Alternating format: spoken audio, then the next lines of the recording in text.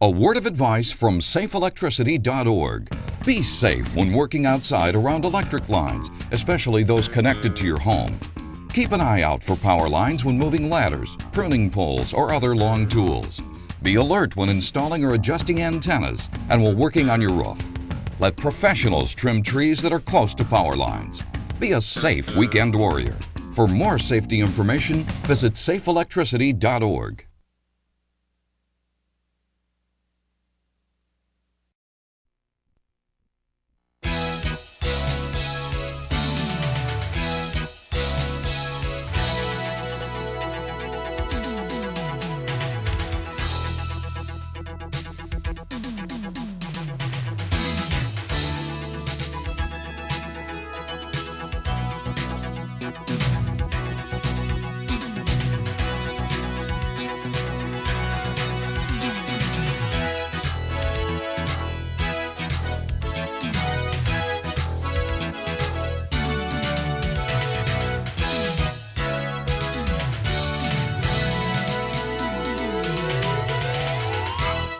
Hello and welcome to NewsView. I'm Michael Badger. One man is dead and two have been hospitalized after eating infected ground turkey infected with Salmonella. 36 million pounds of the ground turkey has been recalled in this Salmonella outbreak, and more than 70 people in 28 states have fallen ill. Officials say the strain of Salmonella is resistant to drugs such as antibiotics. The Centers for Disease Control and Prevention said that this strain of Salmonella Heidelberg is resistant to numerous commonly prescribed antibiotics and is often difficult to treat. On Monday, the CDC issued a statement saying that investigators had found that 4 cultures of ground turkey taken from 4 retail locations between March 7th and June 27th tested positive for this strain of Salmonella. In April, 12 people fell ill amid a Salmonella outbreak that prompted the recall of nearly 55,000 pounds of Jennie-O turkey burgers. But this time, this turkey recall, ground turkey, has been recalled from an Arkansas company headquartered in Springdale, Arkansas, and the ground turkey that is being recalled has use or freeze dates of 2/20/2011 through 8/23/2011.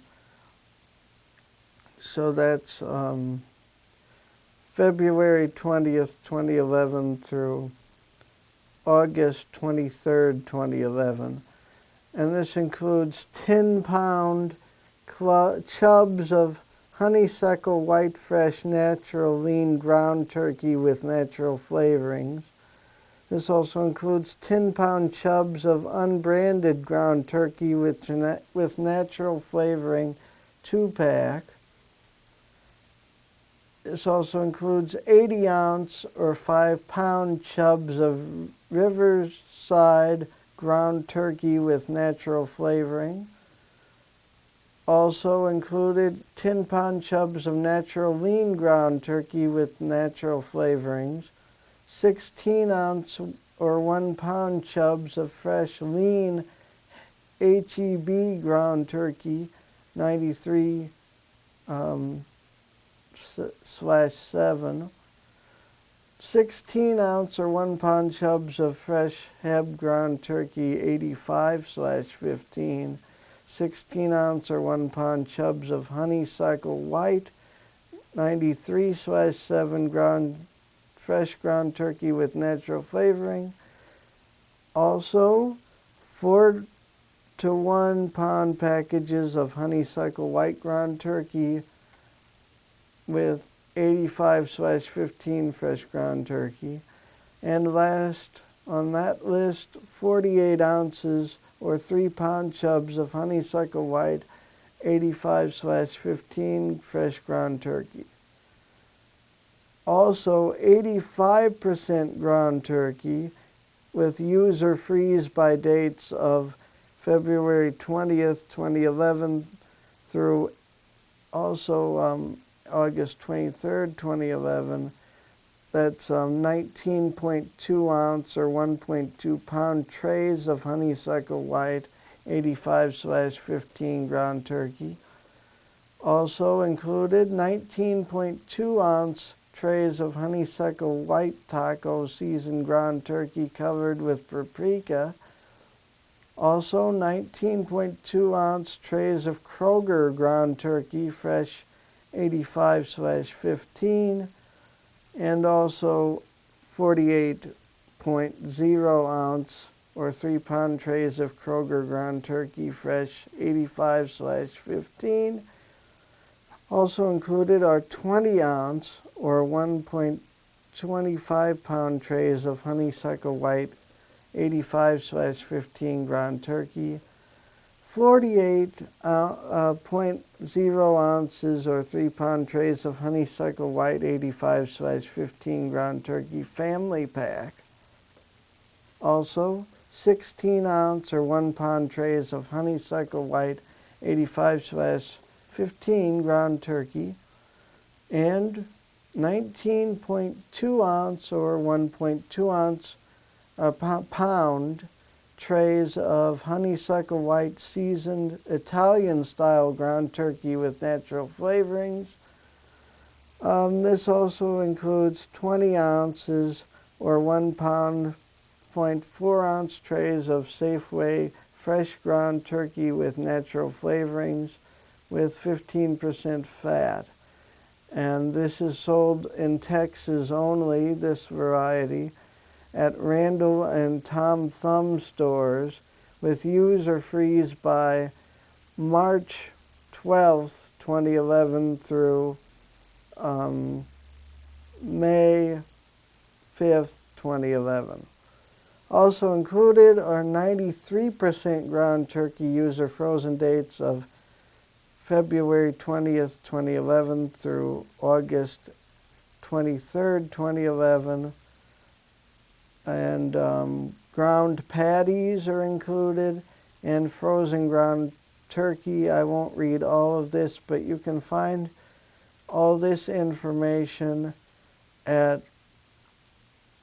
www.sltrb.com in the blog section called Bite by Bite by Kathy Stevenson.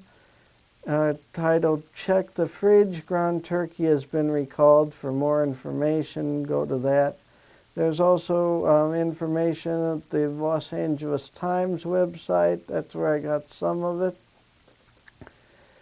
And you can read more there, and you can probably find it other places on the internet and maybe television and radio. Also, I think we'll take the first break, and I'll be right back with even more news right here on Newsview.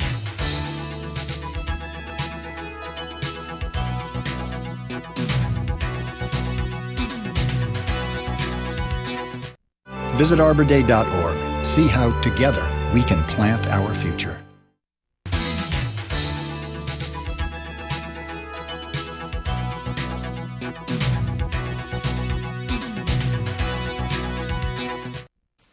And welcome back to Newsview. I am Michael Badger. You're watching Champaign-Urbana's smallest newscast,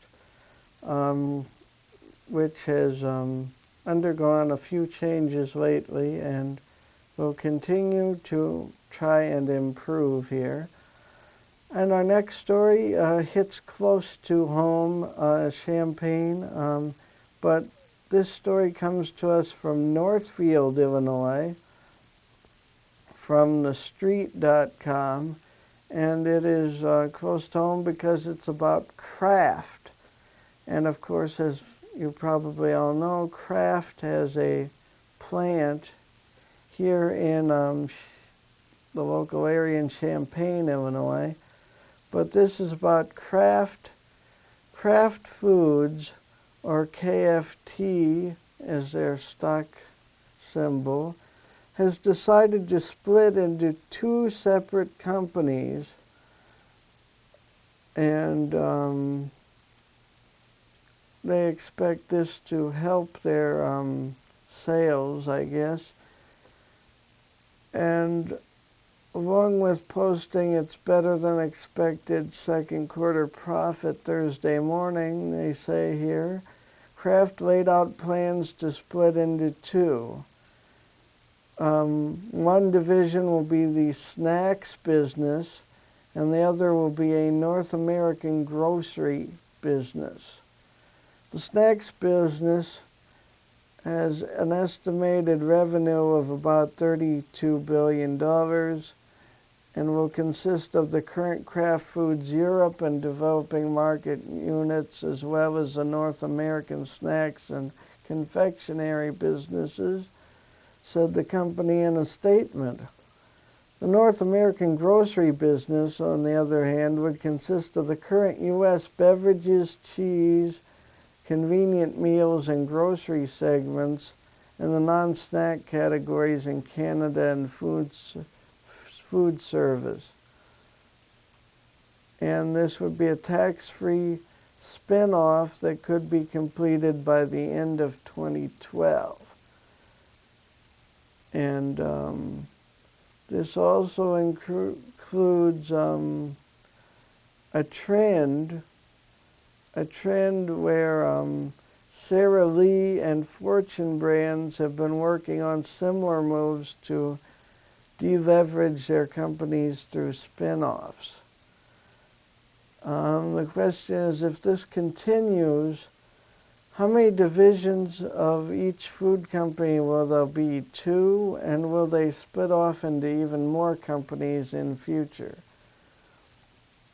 Now, in other news that is coming out of Virginia at this time, Blacksburg, Virginia police have released a composite sketch of the possible gunman who was claimed to be seen by some kids attending a summer camp.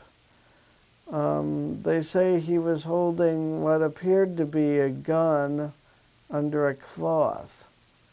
That's the word at this time, and this according to CBS News. We don't know what's going on there. You probably have already heard what really happened by now. Anyway, so we'll move right along. A Champaign man has gotten 40 years of jail in a fatal shooting. Dateline Urbana, this is from the Chicago Tribune and the Associated Press. A judge in East Central Illinois handed down a 40-year sentence for a Champaign man convicted of a fatal shooting of a man gunned down while he was with his wife and children. And in other news, according to QuadCitiesOnline.com, or QConline.com, that is, the unemployment rate tied for lowest city, or for lowest in the state in the Quad Cities area, booming to normal, as well as Springfield, having 7% unemployment in June, which is the lowest in the state. And that according to the Illinois Department of Employment Security data that they released Thursday. All 12 metro areas in Illinois recorded the lowest June unemployment in 3 years, and unemployment in all 12 metropolitan areas dropped for the 10th consecutive month, according to the report. Moline City had 6.5%, which is down from 8.9% in 2010, while Rock Island County had 7.1%, which is down 9.2% from the year 2010. And there's some more information here you can seek out for yourself if you can. And in Florida, President Obama is tied with candidate for president Republican Mitt Romney. And this is because President Barack Obama is losing support among Florida voters, especially the independents, in a poll released on Thursday. 50% of voters surveyed randomly by landline telephone between July 27th and August 2nd by Quinnipiac University said that Obama would not deserve a second term in the election if it were held today. However, former Massachusetts Governor Mitt Romney was the only announced Republican candidate with enough support in the poll to give the president a strong challenge. Both men were favored by 44% of those questioned. And also in Florida, maybe a tropical storm? And will it become a hurricane? That, of course, is what I'm talking about is Tropical Storm Emily could come very close or could hit most of the southern part of Florida. This according to AccuWeather.com, according to Christina Pydonowski, who is senior meteorologist at AccuWeather. The AccuWeather.com Hurricane Center pushed the storm's future track closer to South Florida, she says. And they also say Emily will not likely impact the southeast coastline from northeastern Florida northward beyond the threat of rough surf and rip currents, but instead should curve around northeast and head out into the open waters of the northwestern Atlantic. But this turn would be bad news in terms of drought relief, according to AccuWeather.com meteorologist Brian Edwards. And also in other news, Facebook and Twitter are fueling iPhone and BlackBerry addiction, according to Ofcom. They say half of all British teenagers and 25% of adults there now have smartphones as sales outstrip regular mobiles. And this is from Guardian.co.uk, and this is going on in Britain. And they say that Britain's appetite for Facebook and social networks on the go is driving a huge demand for smartphones. They also surveyed 2,073 adults and 521 children and teenagers in March of this year. And their report shows that technology has had a tremendous influence on our lives today, and they've revealed how quickly people have become reliant on new technology. The research is saying people are keeping their phones on longer and becoming addicted to them. They say in other findings that Brits watch an average of 4 hours of TV a day last year, up from 3.8 hours in 2009.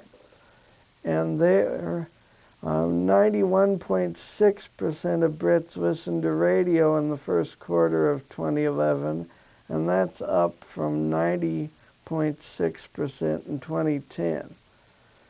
And the internet, nearly half of UK adults said they used social networking sites in the last 3 months of this year, and that's up from 40% last year.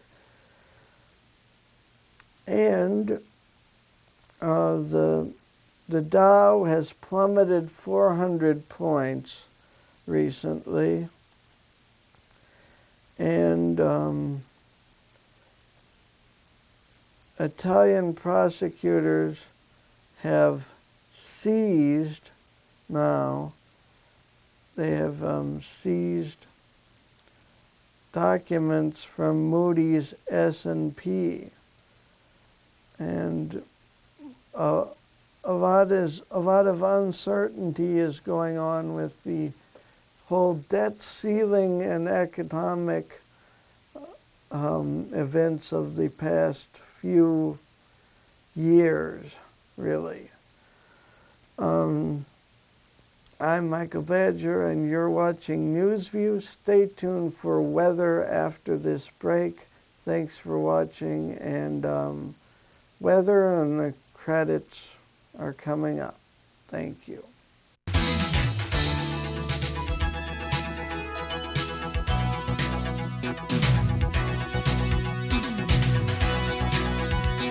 One 800-222-1222. 1-800-222-1222. If you think it might be poison, then the first thing you should do is call 1-800-222-1222. Poison is the kind of thing you're not supposed to touch. Oh, prescriptions, cleaning stuff, or spider bites and such. If you swallowed something bad or think you took too much, call the Poison Control Center hotline. We're the people you can trust. For poison emergencies or just questions, the Poison Control Center hotline is here 24/7 with the expert help you need. Free and confidential. We hope you never need us, but keep our number by the phone. 1-800-222-1222. 1-800-222-1222. If you think it might be poison and you don't know what to do, call 1-800-222-1222.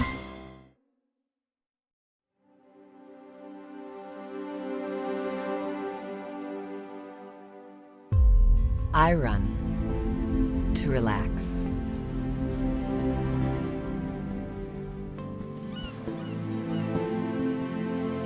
I run to be in the best shape of my life. I run to forget about my final exam. And my boss. I run for my health. I run because they said I never would again.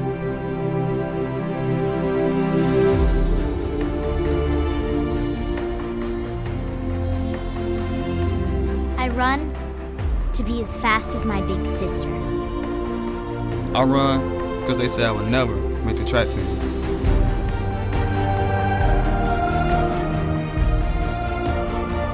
I run for my best friend.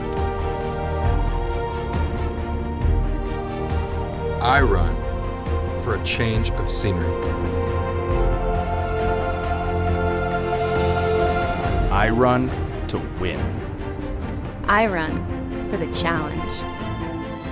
I run to go pro.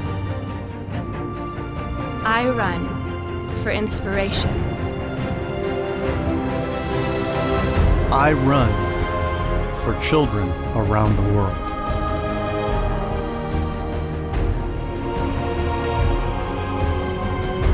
I run. I run. I run for Team World Vision.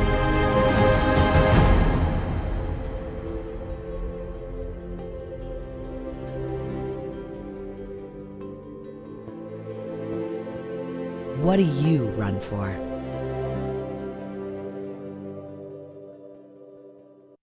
Generations past have given us national forests to enjoy, to renew body and spirit and reconnect with nature. But within them is devastation by disease and fire.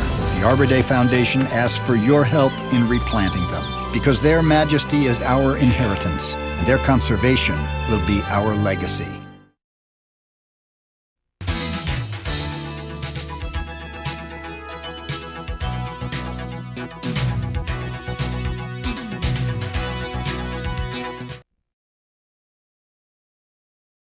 And here's your NewsView weather forecast for central Illinois. Friday night, mostly cloudy skies on 70 degrees Fahrenheit for the low. And for Saturday, 90 degrees Fahrenheit and partly sunny with a chance of thunderstorms. Saturday night, a low of 71 degrees Fahrenheit under partly cloudy skies, and mostly sunny on Sunday with 86 degrees Fahrenheit for your high. And as for Sunday night after that, partly cloudy skies with a low down to 66 degrees Fahrenheit. That sounds nice, doesn't it? So thank you for watching NewsView Weather.